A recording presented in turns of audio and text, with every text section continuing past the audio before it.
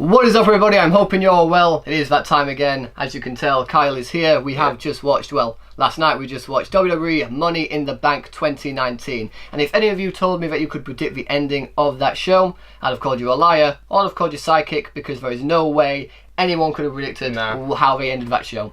I call bullshit. I know you call bullshit. We will get into that in just a moment. I call bullshit. We will talk about it, because guess what we're going to do now? We're going to talk about Money in the Bank 2019 and our thoughts on it. Yes.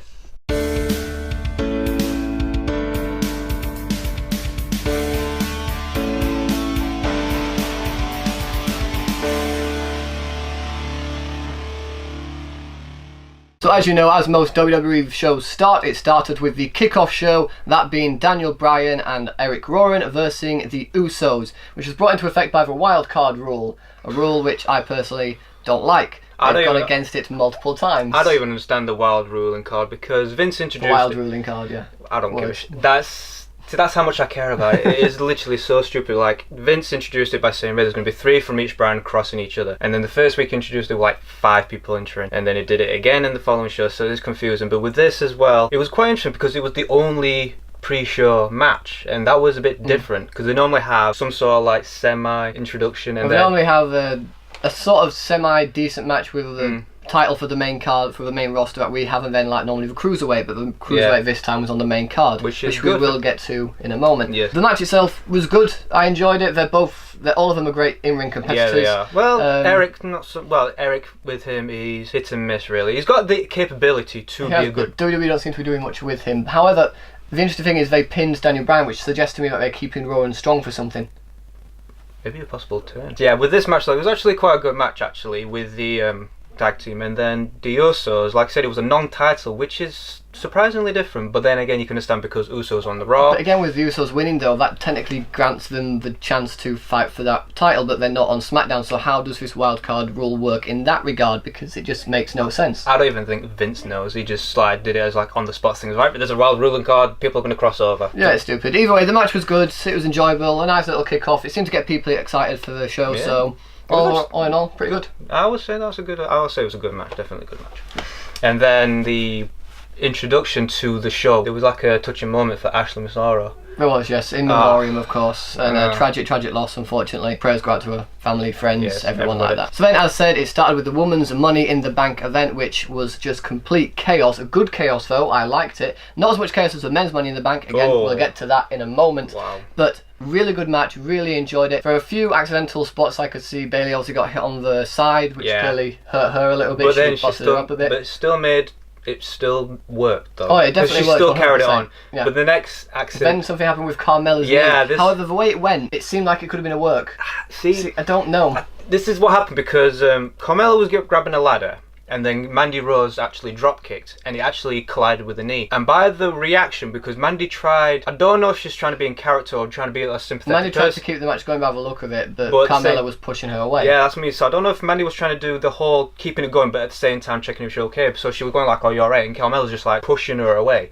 And me and you looked at each other going, what's happening here? I felt very awkward watching it, but that's the thing, and I shouldn't feel like during a show. If it was real, if it was genuine, then it came off very awkward, and why do it like that? Because it made no sense. She was taken to the back, they made a big deal of taking her to the back. If that's the case, leave her in the back. But then she came back down, but again, didn't add anything to the match, that's the thing. No, well, she tried, I think she tried. She came back to the match to be like, Ray, I got injured, but I'm going to go through it. So she tried climbing the ladder. Well, right now somebody stopped her from doing it. She got pushed off, and then she just rolled out of the ring, and that was the last time I saw it. And then it came to the finish, obviously. Sonya Deville carrying Mandy Rose up the ladder. Great show of strength there, by the way. Great show of athleticism. Credit. Love that. Absolutely beautifully to see. But then, just as they looked like they were going to win, Bayley raced up the ladder, pushed them down, took it, and she's your Miss Money in the Bank. But her story doesn't end there. We will get to that in just a moment. But at the same time as well, what we're going to do a little thing now is like we meant to do a prediction video, but never actually got the chance because uni and work and things like that. But we predicted completely different people to what the actual winner was. A lot of our predictions for this main event were wrong. Yeah, we probably had there were about 9 matches, and we probably got half of them wrong. Maybe, which is very rare for us. We're normally pretty good at calling we're pretty good with this, but with this though, like the shock and surprise was that Bayley won, and well done, she got a massive pop, biggest pop I've heard for her for quite a while, to be fair. Quite a long time actually, so I can credit to her for the shock and awe that we got, but at the same time, like, finally WWE is doing something with her for the first time in ages. So the next thing that happened was the backstage between Sami Zayn and Triple H, which was, I don't know. It's the usual sort of backstage segment. Yeah, but he was clearly looking for Vince beforehand, just worried about the whole Braun Strowman thing. But the thing is, though, Triple H hasn't appeared on TV since WrestleMania, Exactly. so like, I can understand Sami going to Triple H to ask, like, you know, help protecting this and that, but at the same time, it was like, I felt like it was going to build to something, towards, not build something, again, but like... It hinted toward bits, Yeah, didn't it? And but then it led to somewhere completely different. Again, we'll get to that in a moment, but... everything is literally getting to that point because... It built so much to different things. And and you don't know how to weigh it up because it's like hit and miss in some places. But either way, small backstage segment between those two. Sami Zayn, just as usual, charismatic as though, really like him, so it was an okay bit. But yes, next was the US title match between Rey Mysterio and Samoa Joe, a match which I was looking forward to because this time Rey Mysterio wasn't going to be injured, so I was expecting a good 15-20 match because they are good in-ring competitors, and Rey has done a thing before where he was always the underdog going against bigger people. You've seen matches against Batista, Randy Orton that have lasted 20 to even 30 minutes sometimes. True, but I think I'm just going from the size comparison. Look, Samoa Joe is a big dude, Rey Mysterio is a little dude. I was expecting at least 5-10 minutes. Like, Samoa Joe dominating, complete and utter domination. Rey Mysterio getting the odd backfire and things like that. But this actually was a surprisingly short match, about 90 seconds. Yeah, it was about 90 seconds, and the finish for the match was very, very questionable. Even again, me and him were looking at each other, going, "What the hell just happened here?" Basically, I don't know. I can't remember the move that actually led to it, but it got to the point where Samoa Joe got rolled up. I remember. Move? It was I think Samoa Joe was going for a powerbomb, and Rey Mysterio reversed it by doing like a flipped him round again. Yeah. Rolled him up, shoulders. Well, the shoulder were down for not even before the count, and then Samoa's shoulder. Samoa Joe's shoulder was literally off the mat, and the referee was in perfect position to see this. But count of a 1, 2, 3 anyway. It was a second camera angle. It was a second replay that they did. So they did it from one angle, which you didn't get to see, but then the other one you saw, and in the corner you can see the referee looking, clearly there. Proper looking. He was like not even looking at the mat as well when he's counting. He was literally like 1, 2, and 3, and we just looked at each other going, "Wait, what has just happened?" Granted, this keeps the feud going, and the fact that the commentators were commentating on it makes me know that it was a work. 100%, this was supposed to happen. But why are you making me hate the referee? Why are you making me look at the referee and think you don't know how to do your fucking job? This isn't the first time this happens either, though. And again, we'll get to those bits in a minute. But the referees in this show were just made out to be idiots. But the match itself, it was okay. Quick. It was quick, easy. The blood on Samoa Joe's face made a lot of badass. Yeah, because it wasn't. I wouldn't say it's a botch Cia Senton. It was a Cia Senton, but I think with the momentum of Rey bouncing off him and then landing on his face, added to it. Like I said, the blood added to Samoa Joe's character because he is a vicious dude. Yeah. But the finish again. It was a very disappointing finish. It was very disappointing. The way the shoulder was clearly up, it just annoyed me. So then, yes, as Kyle said, it's another backstage segment. It is Braun hunting for Sami. Clearly, Triple H saying that he was banned from the building was absolute bullshit because he was in the building hunting for Sami. That's all we really got for that. Short little bit. It clearly builds for something, as we'll get to again in a moment. But yeah, little segment. Pretty much nothing really to talk about there. Nothing special whatsoever. So the next match after the backstage statement was the steel cage between The Miz and Shane McMahon. Now, I am personally still behind their feud. I didn't like that they moved Miz to Raw because then that just slowed their feud down. It made it ridiculous, made it pointless that they moved him there. But the feud itself, I was still pretty much behind. The match itself was fairly good. There was a good comedic moment where Shane was scurrying away. I found that hilarious. That was literally like as soon as the bell rang, Shane just literally ran to not that bit, but when he's got the chair and he's on his knees, he's there going like that, and then he tries to shuffle towards the door. That to me was hilarious. Yeah, that was like the middle of it. But at the same time, again, the match was very much Miz dominant, but at the same time, the end... the spots were good, and then we had another referee blunder, where the rules of the steel cage, you escape the cage, you... pin or submit. Pin or submit, both feet must touch the floor, the usual sort of stipulations. And with the steel cage being a no disqualification... means no rope breaks. No rope breaks. However, when The Miz hit the skull-crushing finale on Shane McMahon on a steel chair and hit the pin, Shane got his foot on the rope, and the referee stopped counting. Now that actually boiled my blood because I've watched wrestling since I was like 2-3 years old. I know the rules when it comes to no disqualification, no matter what stipulation it is, Iron Man, false count, anywhere, just anything that says no DQ, and yet the referee goes, That's a rope break. I hate it. But they didn't do a rope break for a submission as well, though, which is what confuses us even more. That is exactly it. Because grab the ropes, and the referee was still going, yep, keep going, you're fine. Yeah, keep going. But then when it comes to the rope break, it's like, no, you can't do that. And it's like, I would think to myself, like, Shane could have kicked out of it, because then that would have got everybody. It would have got a good buzz going. Exactly, yeah. But the fact that referee just like, no, you can't rope break. And it's like, that's when it just literally went from, like, not fast paced, but like a good build up to then just like, slam shut. But then the finish of the event happened, and it happened by Miz trying to pull Shane back up and do a suplex. He was trying to do a suplex, which to be fair I was expecting, because Shane would do that, like he puts his body on the line for stuff like that. High props to the man. But no, he slipped his shirt off and fell, both feet hitting the floor. Shane wins. The feud's probably going to keep going. I'm hoping for a last man standing match to end it between them both. But personally, I didn't like the finish. The match itself wasn't terrible. No, the little shuffle was funny. It was okay. Had its moments, but it wasn't. It wasn't great. It wasn't what I was expecting. It wasn't the worst match of the night, but yeah, it wasn't exactly the best. It was just like, let's do it out of 10. Like, I would say like a 4. I'd say, I'd probably agree with a good 4 out of 10. Yeah, that match was nice. Maybe for the shuffle for me, I'd make it up to a 5, because that shit just made me giggle. Yeah, that was actually funny. I think I might have missed it till like the very last second. I just saw him shuffling and was like, no, God, I found that hilarious. And then out of nowhere, they announced a new WWE title that's going to be announced by Mick Foley on the next episode of Raw, which I didn't see coming. I mean, do we need any more titles? Nah, this is the thing though, because normally, like on the internet, being the internet, there are some rumours and not spoilers kind of thing, but there's like some indication that there's going to be something brand new happening to either a storyline or a wrestler or just anything wrestling based. But with this, even I was searching it up as well, and there was absolutely nothing. Whatever it is, WWE have kept it very quiet, and the only thing I can see it with being Mick Foley is the Hardcore Championship, but they won't do that because they're not the Attitude Era anymore. They're not hardcore anymore. What are they, PG-13 No, the TV PG. TV PG. So what's the point of a hardcore? Then what would it be? Exactly. My idea is if they're going to get a mid-card women's championship. We've got the 2 main women's championship, we've got a tag team, but there's no mid-card. What would they call it though? That's the question. I don't know. But it would make sense though. But going back to you saying it's a hardcore, if it is the hardcore, there's only one real type of match that actually is going to happen that isn't hardcore based. The 24/7 rule. If you remember that, where you can have a referee, you can pin anybody, anywhere in the entire world. You could be asleep and they can pin you, but that's the only ruling that I could say if it was a hardcore. Maybe it could be a title for the wild card. Maybe every competitor that comes over for a wild card can compete for this one title, and they can switch brands. Have you seen the look on their face? I think it's done, but I don't know. I can't think of anything else it could be, because the hardcore just seems so out there and so not going to be it. That it's either that, but I have high hopes that it might be a mid card for women's. But then again, what would it be called? I don't know, but then it stops basically people saying, right, Charlotte, you're going to fight Bayley for the title, and then that's it. And it's just going to keep going through the titles changes for the main titles, and that's it. And then mid-card people, it's like, right, Naomi,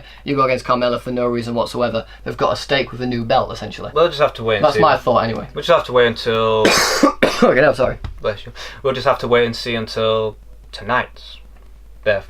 Tomorrow. Yeah. We'll find out on the internet tomorrow anyway. So the next match after the old Mick Foley title announcement is the Cruiserweight Championship, which was actually pretty good. It was a decent little match. It's great to see that Cruiserweight is now on the main card anyway, but admittedly the fans weren't behind it because Vince doesn't do enough to push the 205 division. So in that, while the spots were good and some of the times the crowd were like, shit, that was pretty decent, we'll get behind that, well done guys. A lot of the time the audience just weren't that bothered. It was kind of like a lull moment to let everyone relax for a bit. I think I even heard the audience saying boring. Like, I don't think I heard that. I heard them say boring at some point, but then when the wrestlers heard them, I can't exactly make up, because you know what WWE like. They like to turn, they like to mess about with the sound. But I'm pretty sure I heard them say boring, and then that's when they slightly kicked it up a little bit. But even then, the match was... It started off slow, but then it got gradually better, and overall I enjoyed it. It was a decent match. It's good to see the Cruiserweight on the main card. It's like a nice little match where it's like, it's nothing too important, but yet nothing too silly. It's like a little break, I would say. Do you like...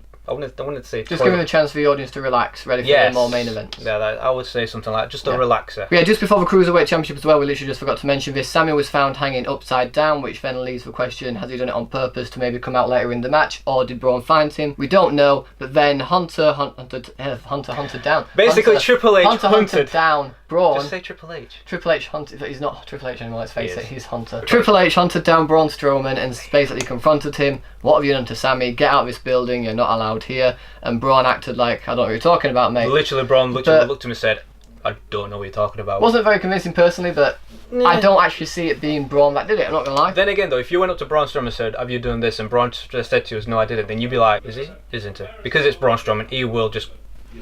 There you go. So after the whole Triple H confronting Braun, the first match was the Raw Women's against... Yeah. Raw Women's against the War Women's. Raw Women's Championship with Becky Lynch versus Lacey Evans. Now this is a big segment, so we're going to take this bit by bit. So It was the first Becky Lynch versus Lacey Evans. Good match overall, not outstanding. Was definitely a bit too long. I feel it could have gone a little bit shorter. No, I think it was only just over 5 minutes. I still feel it's a little bit too long, personally. Well, it felt like it was dragging a bit personally to me. It was a slow match, but at the same time though, it was like building to something, because I heard like I said, internet, they did say like Becky's going to win one match but then lose the other. And with this though, with Lacey Evans, I mean, she did a good job. She's fucking massive though. When she was walking out of me, they're going, her shoulders are bigger than my shoulders, her back's bigger than my back. She's bigger than me. She is bigger than me for a woman. She may be small structured, but I felt ashamed of my own back, and I'm not exactly got a big back, but I felt ashamed of my back. But at the same time though, Lacey Evans did look stunning though. The match was okay, but then it led to the second Women's Championship match. Did we mention that Becky actually won the match? Oh yeah, she won the match. Becky beat Lacey Evans, and then Charlotte Flair came down and basically said, our matches now. Don't really think she has the power to do that, but it happened. Becky then for some reason went, you know what, fine, I'll do it straight away. She is Becky 2 belt, she is going to put up a challenge. She is basically says, you know what, actually let's give it a good try. And that's what to be fair, the match was really good between them. They are both good in-ring competitors. However, it got to the point where Lacey got involved. Charlotte dominated because obviously Becky just had a match. Yeah. But then it got to the point where Lacey got involved, sucker punched Becky in the face. No, just the women's right. Just the women's right when Becky was lounging on the ropes. It was a sucker punch, though, to be fair. It was right behind her. And then it took a kick from Charlotte as well, just to get her down, to get the 1-2-3. Charlotte, your new women's champion for SmackDown. Yeah. But after that, the heels then obviously attacked Becky, which then led face Bayley to come down to the ring and make the save. And what did she do while Charlotte was down? She cashed in her Money in the Bank and contract. We have a new SmackDown Women's Champion, Bayley. Very, very happy for her. A huge pop, loved it, and she is the first Women's Grand Slam champion. Yeah, because she won the Raws. She's held Raws, SmackDown, NXT, and the tag team. Yeah, so that is credit to her. But at the same time, let me just quickly mention the title belts. The Velcro. Why? Don't, because this pissed me off so badly. Only I noticed because on the back you can see the stud pattern, but then... I'll let you talk about this while I get a drink, because fucking hell. Thank you. But yes, after that it just really annoyed me, because you can see at the back the studded patterns, and then after, when they unstrapped it, you can see the Velcro material. I did not like it. It is stupid. Get back to the leather as it were, and thank you very much. Just want to make it quick and snappy. Yes, I want to make it quick and snappy. I did not like the title. So yeah, Bayley, your new SmackDown Women's Champion. Becky Lynch, still your Raw Women's Champion. We'll see where things go from there. And then we had the, I say Roman versus Elias match, that's what I want to say, but basically Elias came out as Roman was walking to the ring and knocked him out with his guitar. I don't know how Roman didn't see him though, he literally walked directly past him. It was like one of those makeup curtain type things, do you like those movable ones? He was literally like, Roman was coming this way, Elias was literally against one of them. Walked past him. He would 100% have seen Elias, let's face it. And then Elias just like sneaked out and just went smack, and then he walked to the ring. Did his usual Elias segment with an electric guitar. With electric guitar, he did, and admittedly, it was great. I absolutely love Elias. I really do. I think he's fantastic. Underrated. Very underrated. He just needs that push. When he got his song, he actually finished his song. That's the first. Then he wandered up the stage, and then Roman came out. Superman punched him, threw him in the ring. Bell rang, speared him. 1, 2, 3. Roman wins. Now, yeah, sure makes Roman strong. I like Roman Reigns, I like Elias, but WWE need to be careful because they don't want to be pushed Roman to the point where he's hated by fans again, personally. Especially when he came back from a deadly disease. Exactly. Again. So after the whole Roman versus Elias, we had the WWE Universal Championship match with Seth Rollins and AJ Styles, and this was a really good match. Match of the night, in my opinion. This could be a contender for match of the year. These two put it all on the line in this match. Except for near the end where... Oh yeah, that's not really anything to do with the event, but yeah, my Wi-Fi seemed to go down for a second and we had to quickly get it back up. But that's nothing to do with the match. The match was absolutely phenomenal. I don't know how as well AJ turned a curb stomp into a Styles clash, and that shit was like magic. Like that was sorcery, that. But those two were literally back and forth. You can tell that those two are not only in the prime, the chemistry that they have, even though it's like the first time ever, was literally like on par with each other. It's like Seth did something, AJ retaliated, vice versa. Their in-ring chemistry is outstanding. They both clearly have a lot of respect for each other, even to the point at the end where they both shook hands. I mean, I know a lot of fans were waiting for AJ to go. Yeah, I think even then, I loved it. Even then, people were booing it because they're thinking like, "Come on, do something." But it's like, no, let them have that moment because it showed a great deal of respect because they did put on, like you said, the contender of the match of the night, and I really enjoyed it. It was literally I think it was like one of the most. It was like you said, match of the night for a very long time for me. I couldn't remember the last time I could actually turn around and say that is a match of the night. It was a very long time ago, but again, really both showing a lot of respect for each other. And Seth Rollins walked away, Universal Champion still. He retained his title against AJ. Fantastic match, absolutely loved it. So we had another backstage segment with Kofi and Xavier just ready for his championship match. Pretty standard stuff, nothing really to talk about there. They're both very charismatic, very energetic, so you can't really hate it. It's not really boring, but it's just sort of there, Yeah, I think it was just like the whole build. It was like Kofi's ready for this fight, and Xavier's saying, "Right, you're ready for this. I'm going to stay back here." And it's like, all right, then credit to you. He's doing it on his own, which is what a champion should do. Yeah, it's proven that Kofi does not need New Day. He is basically proving like after these 11 years of getting the title, I'm actually giving it a good try. And then you can blend this into the Lucha House Brothers and Lars Sullivan thing, which we looked at confused. Yeah, when they announced the 6-man tag match, I was very, very confused and thinking this wasn't on the card. We didn't get this. We didn't predict anything like this. And then Lars Sullivan came out. I was like, all right, so he's just going to demolish them, and there's not going to be a match. And that's what happened. Yeah. Sure, they're keeping Lars strong, and yeah, the fact that he headbutted someone so hard that he apparently bled made him look good. It was made for a good image. But personally, I'm getting a bit bored of the segments now. They actually need to do something with Lars to make this pay off, and it's just starting to run its course. I feel like this would have been better on a Raw segment or a SmackDown segment, yeah, personally. Alright, so then after that, it was the... Sorry, I had to relook. It was the WWE Championship with Kofi versus Kevin Owens. Kevin Owens. I am really tired. I've been at work all day. Scratch that. Let's repeat again. So after that, it was the WWE Championship with Kofi Kingston against Kevin Owens, and this was a so-so match. It was a good match, but I feel like the placement on the card made it feel less impactful because we just had that incredible match between Seth Rollins and AJ Styles, and for me it was a good match. Don't get me wrong, both competitors were great in the ring. Slow, yeah, but they still did a really good job. Counter after counter, which worked really fast and actually looked great, but it wasn't as good as the Universal Championship match. I feel like if their match had been before then, it probably would have been a little bit better. Still a good match overall. I liked it. Kofi Kingston wins, retains his title, all that usual stuff. Yeah.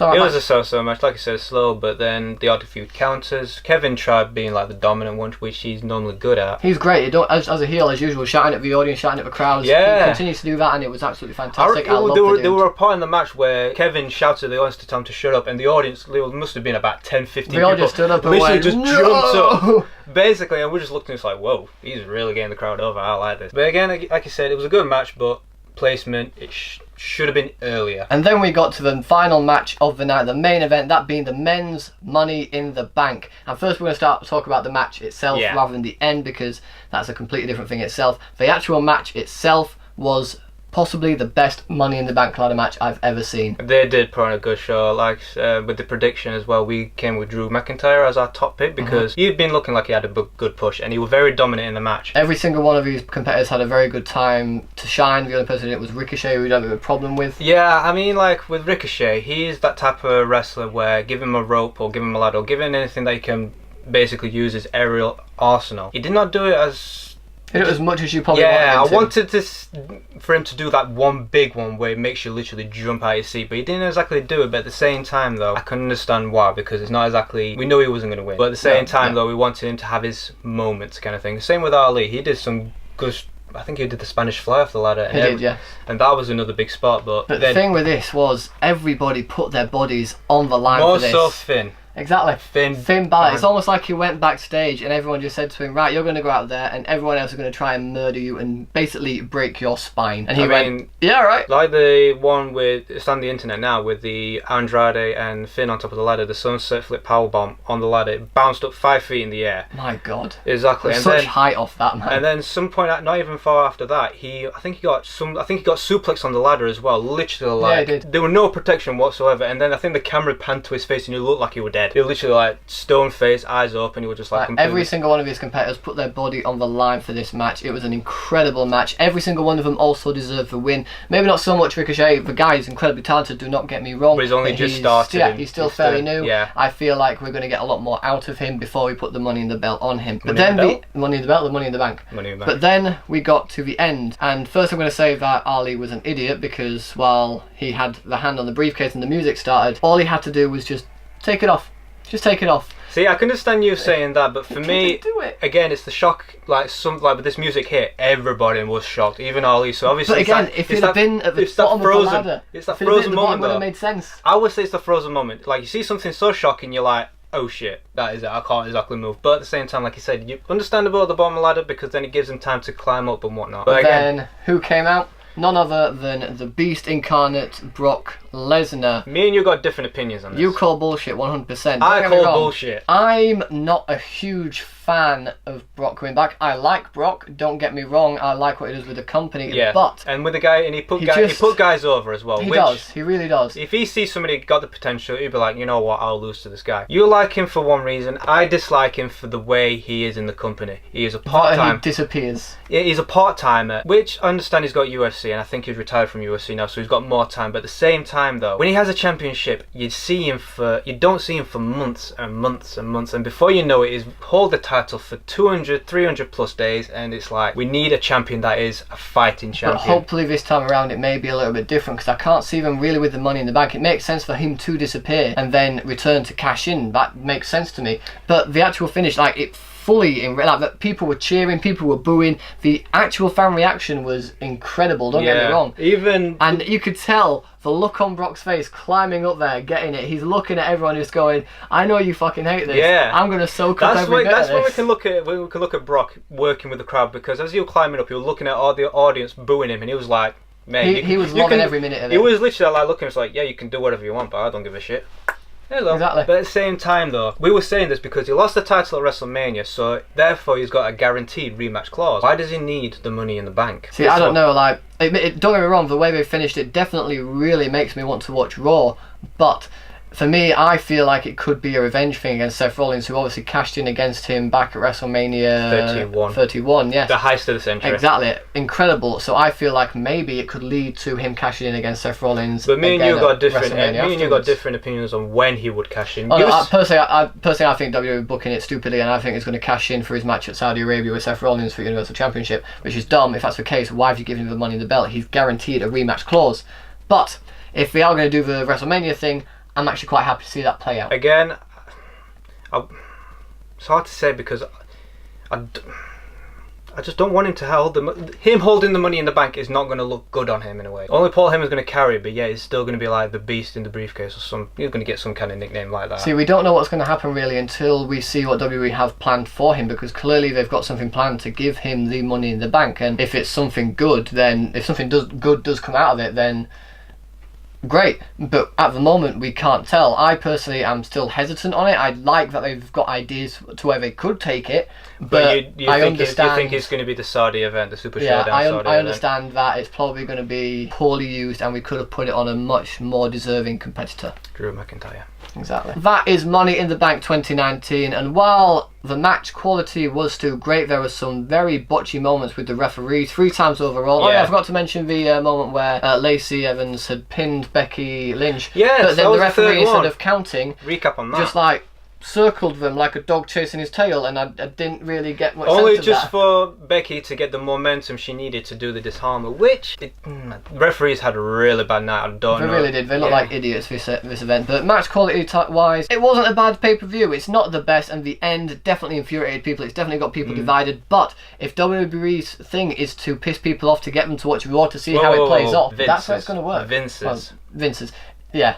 It's Vince's plan, let's face it. It's Vince. But it's going to get people to watch Raw again. The ratings have gone down. Clearly he's gone, right, let's piss people off. So this is going to get people in, isn't it? 2 weeks ago on Raw, it was like the lowest rated Raw for a very good few years. Like 1 point something million watched it. But think about it. You've seen that happen at the end of Money in the Bank. Aren't you wanting to watch Raw now to see what happens? I do. Exactly. But at the same time, I'm not interested in the new title because, well, I am. But we don't know about the new title yet. I know, but But from the Brock thing, you want to know what's going to happen. Which then immediately makes you want to go watch Raw, which then immediately boosts Raw's ratings. When it comes to Money in the Bank, it is one of those kind of things where it's like if and when. Every week is going to be an anticipation of like, oh, is he going to cash it in? Is he going to cash it in? Like that. That's what I'm liking with the Money in the Bank, the anticipation. But at the same time, I don't want Brock to hold it for fucking ages. We'll have to find out. I don't want to say the quicker the better, because you want Seth to have a good run, but gotta wait and see. That's all. We'll wait and see. But if you did enjoy this pay-per-view, or if you didn't enjoy this pay-per-view, let us know in the comment section below. And if you're not really a fan of wrestling, or you've gone off it a little bit, please just watch it purely for the Seth Rollins AJ match and the men's Money in the Bank. Even the women's Money in the Bank,